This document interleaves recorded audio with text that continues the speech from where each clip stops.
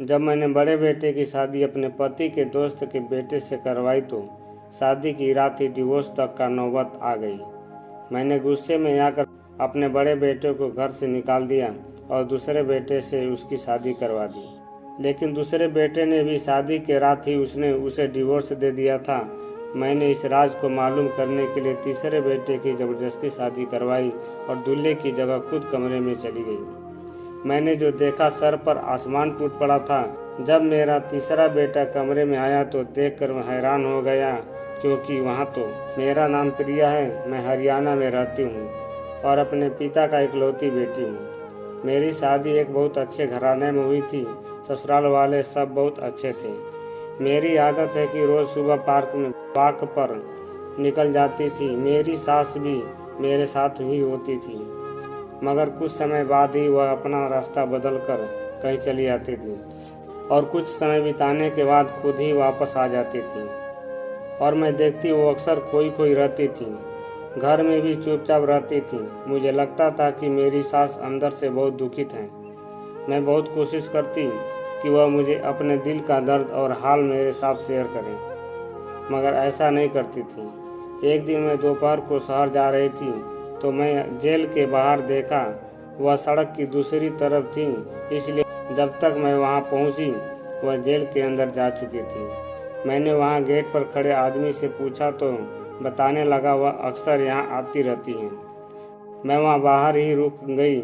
आज मैं सास से बात करना और उनसे मालूम करना चाहती थी कि आखिर क्या वजह है इस सारे मामले की। 1 घंटे बाद जब मेरी सासू जेल से बाहर निकली तो मुझे सामने देखकर घबरा गई। मैंने प्यार से कहा, जी माँ जी, आप यहाँ क्यों आती हैं? किससे मिलने आती हैं? आज मुझे सब जानना है। मेरी सास कहने लगी, तुम घर चलो, मैं सब बताती हूँ। हम लोग घर आकर कमरे में बैठ गए और मेरी सास अपनी कहानी सुनाने लगी। कहने लगी, मेरी शादी बहुत अमीर घराने में हुई थी। मेरे पति मुझसे बहुत प्यार करते थे। अपने खानदान में सबसे बड़ी बहू होने के नाते सब मेरी बहुत इज्जत करते थे और मेरा हर हुक्म मानते थे। दूसरी वजह यह थी कि खानदान भर में सिर्फ मैं ही थी जिसके सिर्फ बेटे ही बेटे थे और मेरी बेटी कोई नहीं थी। मुझे बेटी की बहुत चाहत थी, मगर भगवान ने शायद मेरी किस्मत में बेटी नहीं लिखी। मैं तो यह चाहती थी कि मेरी पहली औलाद मेरी बेटी हो, मगर मेरे भाग्य में नहीं थी। 5वां बेटा भी 2 साल का ही हुआ था कि मेरे पति का एक हादसे में देहांत हो गया। मेरे बेटों की उम्र में 1-2 साल का ही फर्क था। वह सब एक साथ जवान हो रहे थे। खानदान वालों की नज़रें मेरे बेटों पर जमी हुई थी, क्योंकि वह बहुत खूबसूरत और सब नौजवान थे। मैंने उनकी परवरिश बहुत अच्छे से की थी। मुझे अपने बेटों की परवरिश पर बहुत नाज था। मेरा बड़ा बेटा उम्र अभी 18 साल का था जब मेरी नंद ने अपने ससुराल से मेरे बेटे के लिए रिश्ता लाई थी। लड़की अभी 13 साल की और बहुत प्यारी सी बच्ची थी। मेरी ननद ने मुझसे कहा कि ये लड़की और इसके घर के हालात बहुत खराब। वह लोग अपनी बेटी की परवरिश नहीं कर सकते, इसलिए उसे आपके पास छोड़ने आई हूँ और मेरे पास भी इतनी गुंजाइश नहीं है कि इस बच्ची को मैं रख सकूँ। आपके पास कोई बेटी नहीं है तो आप ही इसे अपने पास रख लें। आज से यह आपकी बेटी हुई।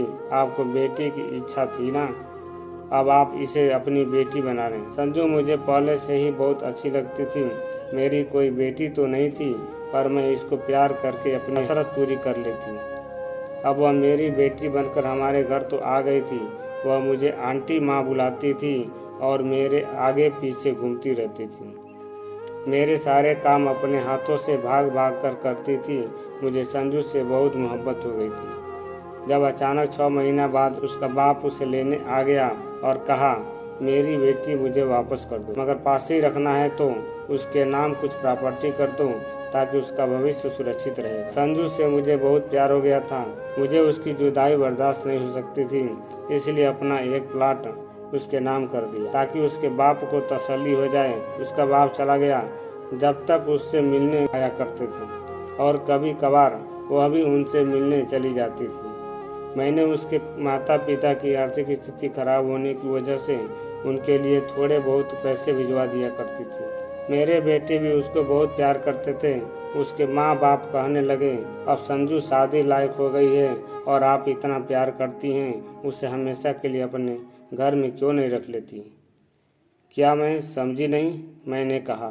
तो उन्होंने कहा, आप उसकी शादी अपने बड़े बेटे से करवा दें, वह हम सबकी नज़र के सामने रहेगी। उसके राय हमें भी अच्छा लगने लगी थी। हाँ, मैंने तो ऐसा सोचा भी नहीं था। असल में मैं उसे अपने बेटों की बहन समझा था, लेकिन फिर उसके माता पिता ने मुझे बहुत समझाया, वह तुम्हारी रिश्तेदार की या तुम्हारी अपनी बेटी थोड़ी है, इसलिए संजू की शादी अपने बड़े बेटे से कर देने में कोई हर्ज नहीं है। इसलिए मैंने अपने बड़े बेटे से बात की तो वह दंग रह गया। वह कहने लगा कि मम्मी, मैंने संजू को हमेशा छोटी बहन समझा है, मैं उससे शादी नहीं कर सकता। शादी करने के लिए मान नहीं रहा था, मगर मैंने समझा कर उसको राजी कर लिया और संजू की शादी अपने बड़े बेटे से करके मैं बहुत खुश हुई। मुझे यह था कि अगर बाहर से कोई और बहू भी लेकर आती तो ना जाने कैसी निकलेगी। अच्छा है, घर की बात घर में ही रह गई। दोनों को कमरे में छोड़कर मैं अपने कमरे में आ गई। अभी मुझे ज़्यादा देर नहीं हुई थी कि बेटे के कमरे से चीखने की आवाज़ आने लगी। मैं घबरा कर रूम से बाहर भागी कि भगवान रक्षा करें, क्या हो गया। घर में जितने भी मेहमान थे वह सब भी भागे उधर। बेटे के कमरे का दरवाज़ा खुला हुआ था और वह वहाँ पर बैठा हुआ था, जबकि मेरी बहू कमरे के बीचों बीच खड़ी रो रही थी। मैंने आगे बढ़कर उसे गले से लगा लिया और पूछा कि क्या हुआ। उसने कोई जवाब नहीं दिया। मेरा बेटा अपनी जगह से उठा और बोला, मम्मी, मैंने इससे तलाक लेनी है। उसकी बात सुनकर बिल्कुल हैरान रह गई। मेहमानों के मुंह भी खुल गई कि नई नवेली दुल्हन को घर में आते ही बेबी को तलाक की बातें क्यों कर दी। मैंने भी गुस्से में आकर बेटे के मुंह पर थप्पड़ मार दिया और कहा कि तुम ये क्या कर रहे हो, होश में तो हो। वो कहने लगा, मम्मी, सच कह रहा हूँ, मैंने वाकई उसे तलाक देनी है। मैंने अपने बेटे को फिर से थप्पड़ मारा और खिसियाते हुए पूछा कि आखिर तुम ऐसा क्यों कर रहे हो। वह कुछ नहीं बोला तो मैंने गुस्से में आकर उसे घर से निकाल दिया और कहा कि आज के बाद तुम मर गए हो तो हमारे लिए आइंदा इस घर में दोबारा कदम मत रखना। मेरा बेटा घर से चला गया, मगर उसने मुझे वजह नहीं बताई कि उसने अपनी बीवी को तलाक क्यों दी है। मैंने अपनी बहू से पूछा तो कहने लगी, मुझे नहीं पता। कमरे में आते ही कहने लगे कि मैं तुमसे शादी नहीं करना चाहता था, इसीलिए मैं तुम्हें तलाक देना चाहता हूँ। इतना बताकर मेरी बहू फूट फूट कर रोने लगी। सारे मेहमान कहने लगे, मेरे बेटे ने इतने लोगों के सामने मेरी नाक कटवा दी। लोग मेरी परवरिश पर सवाल उठाने लगे। मेरी बहू के माँ बाप भी वहीं थे। वह अपनी बेटी को दूसरे कमरे में ले गए और मैं अपने कमरे में आ गई।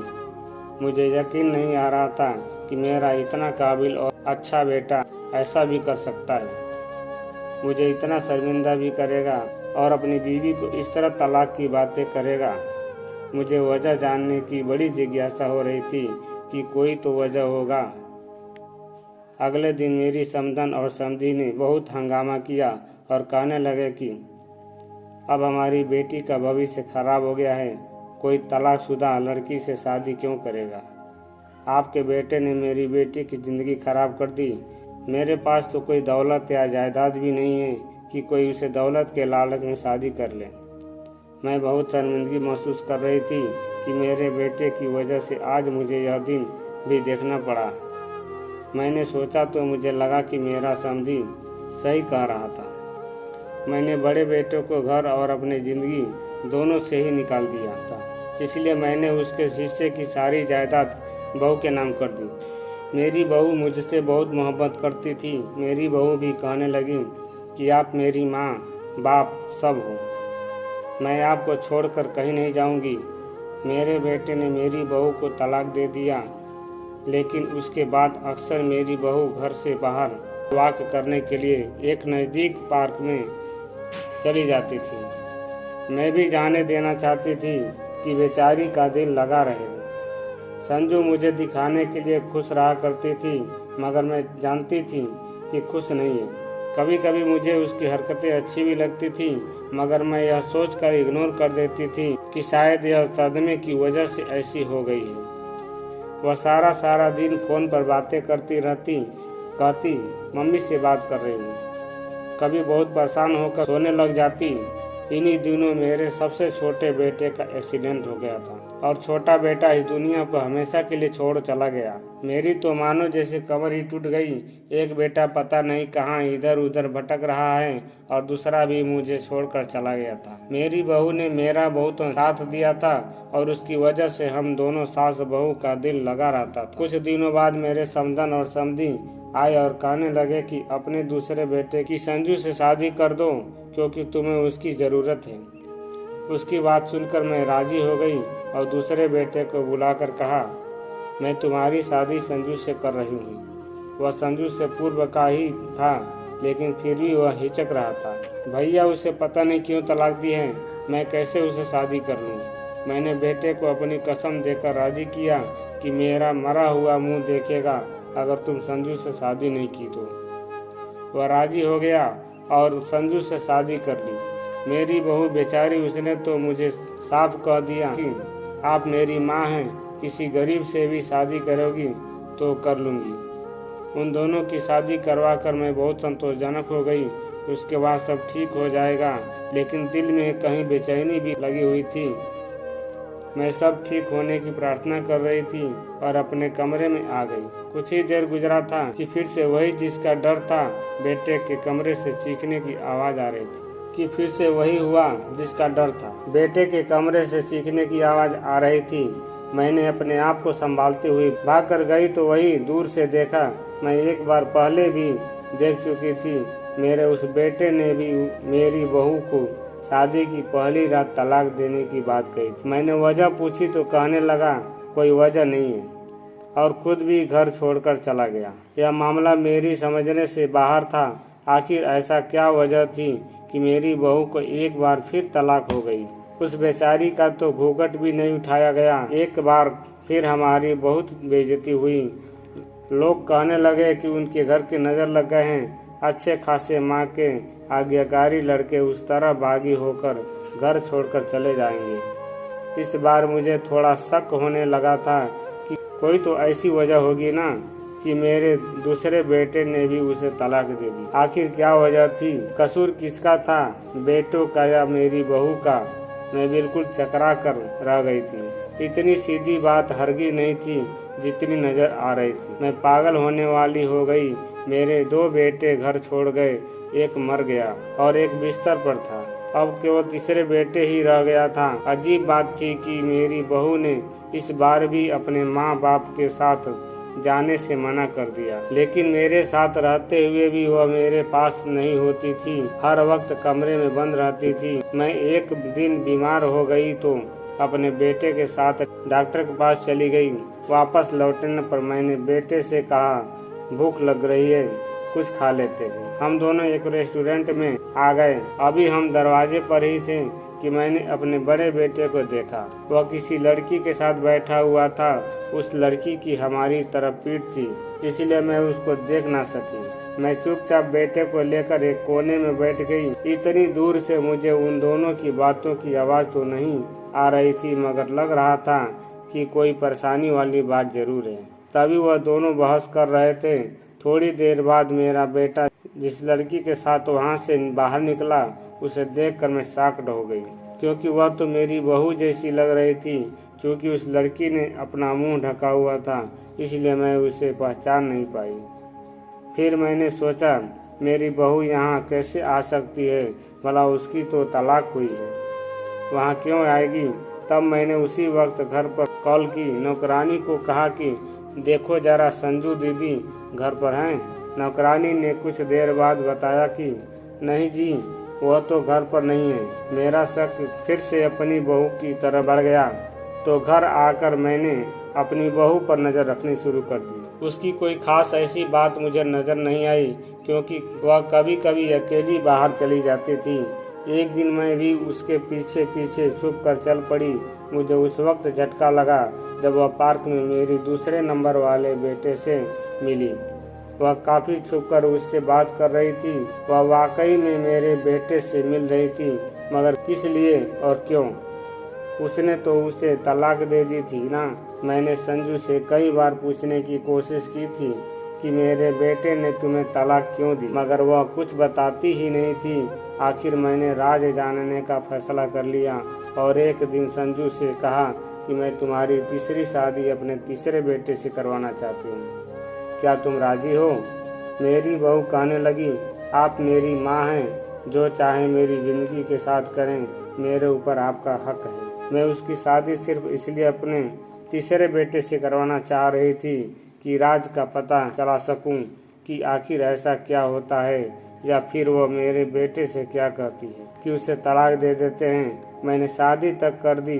मेरी बहू बहुत खुश लग रही थी। मेरा बेटा उससे 2 साल छोटा था, मगर उसने फिर भी मेरे फैसले पर सर झुका दिया।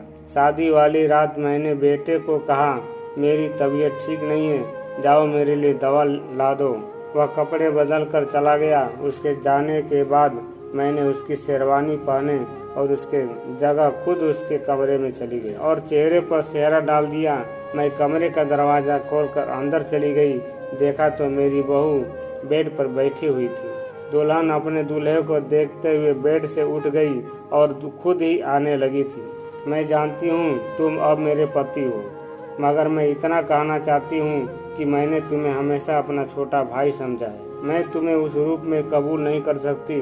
तुम्हें याद है, मैं और तुम इकट्ठे बचपन में खेला करते थे और मैं तुम्हारे लाड प्यार किया करती थी। मैंने तुम्हें हमेशा छोटा भाई का दर्जा दिया है, मैं तुम्हें पति का दर्जा नहीं दे सकता। और तुम्हारी माँ ने मेरी शादी जबरदस्ती तुमसे करवा दी और तुम्हारी माँ ने कहा था कि तुम तलाक मांग लेना। वह दुनिया के सामने सर ऊंचा करना चाहती हैं कि उन्हें अपनी बहू से कितना लगाव है। मेरी पहली शादियाँ भी उन्होंने करवाई और तलाक भी उन्हीं के कहने पर तुम्हारे दोनों भाइयों ने मुझे दे दी। आज भी तुम्हारी माँ ने मुझे कमरे में भेजने से पहले ही कहा था कि मेरे बेटे को मेरा संदेश दे देना कि वह तुम्हें तलाक दे दे। इसलिए मैं चुप करके उसे सुन रही थी। उसने कहा कि तुम्हें मेरी बात पर यकीन नहीं आता तो मेरी माँ से पूछ लो।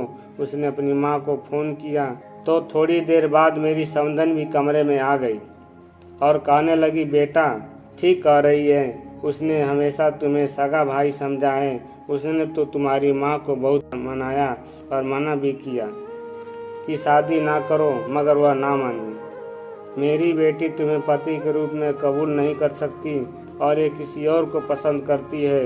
तुम उसे तलाक दे दो ताकि उसकी शादी मैं उसी लड़के से करवा दूं। मेरी समधन और मेरी बहू को मालूम नहीं था कि चेहरे के पीछे मैं हूँ। संजू को यही लग रहा था कि मेरा बेटा और उसका पति है। मेरी सांसें रुक गई।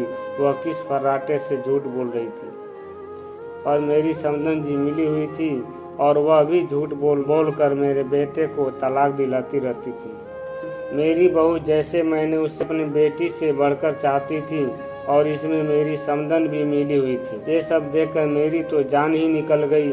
मैंने चेहरे से चेहरा उतार कर फेंक दिया। वह दोनों मुझे देखकर हैरान हो गए और कहने लगी, मम्मी आप यहाँ? मेरी समधन मुझे देखकर दंग रह गई थी।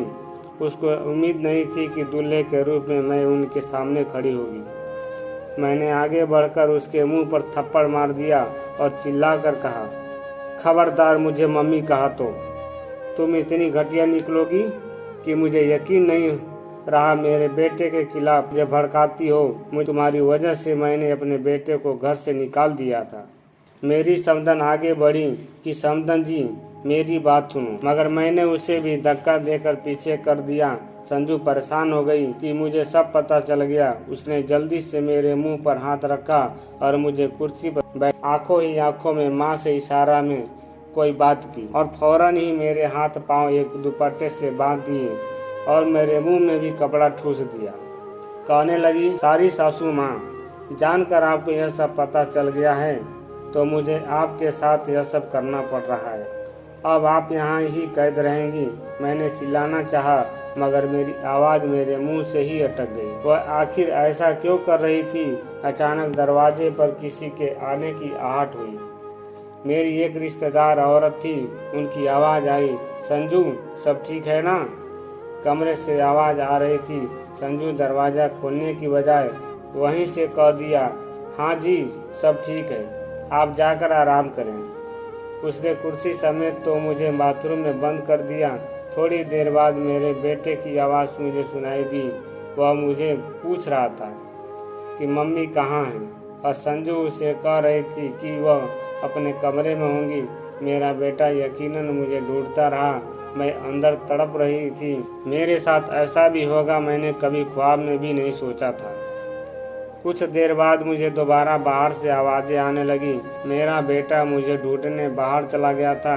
मैंने कोशिश करके अपने आप को आज़ाद करने की कोशिश, मगर मैं अपने आप को खोल ना सकी। उसने मुझे बहुत मजबूती से बांधा था। थोड़ी देर बाद मेरी समधन मुझे वहां से निकाला और खींचते हुए स्टोर रूम में गई और ले जाकर बंद कर दिया। मैं अभी तक अपने बेटे की शेरवानी में ही थी। स्टोर में बहुत गर्मी थी। मेरी हालत खराब होने लगी थी। मुझे उम्मीद थी मेरा बेटा मुझे ढूंढने लगा, मगर पूरा दिन गुजर गया और ना पाया। मुझे वहाँ पर कैद हुए 2 दिन हो गए थे और संजू आकर दिन में सिर्फ एक बार खाना दिया था और अब भूख से मेरी जान निकल रही थी। मैंने अपने आप को आज़ाद करने की कोशिश शुरू कर दी, जो मैं पिछले 2 दिन से कर रही थी। शाम तक मैंने जोर लगाकर कुर्सी को काफ़ी ढीला कर लिया था और रात तक मैंने अपने आप को छुड़ा लिया। रात को जैसे ही दरवाज़ा खोलकर संजू अंदर आई हुई थी, मैंने स्टोर रूम में रखा हुआ डंडा उठा लिया और उसके सर पर मारकर उसे बेहोश कर दिया और खुद भागते हुए स्टोर रूम से बाहर आ गई। मेरा बेटा मुझे ढूंढ ढूंढ कर थक गया था। मैं चीखते हुए बेटे को आवाज़ देने लगी। मेरी आवाज़ सुनते ही मेरा बेटा भागा भागा मेरे पास आ गया और चिल्लाया। मेरी हालत बहुत बुरी हो गई थी। मैंने उसे बताया, तुम्हारी बीवी संजू ने मुझे अगवा कर रखी थी और स्टोर रूम में मुझे बंद कर दी थी। मैं वहाँ बेहोश हो गई थी। होश आया तो अस्पताल के बेड पर पड़ी थी। जब मेरी होश आई तो मेरे दोनों बड़े बेटे भी मेरे सामने खड़े थे। मैंने उन दोनों को देखकर बहुत खुश हो गई थी। मुझे लगा मैं एकदम ठीक हो गई। मैंने संजू के बारे में पूछा तो छोटे वाले ने कहने लगा, धोखेबाज लड़की इस वक्त अपने माँ बाप के साथ जेल में है। मेरे बेटे ने मुझे सारी कहानी सुनाई, जो यह थी कि मेरी समधी और समधन शुरू से ही मेरे दौलत पर नजर जमाए बैठे थे। जब मेरे पति की मृत्यु हो गई तो उन्होंने प्लान बनाया और अपनी बेटी को मुझे दे दिया ताकि संजू के जरिए मेरी दौलत पर कब्जा कर सके।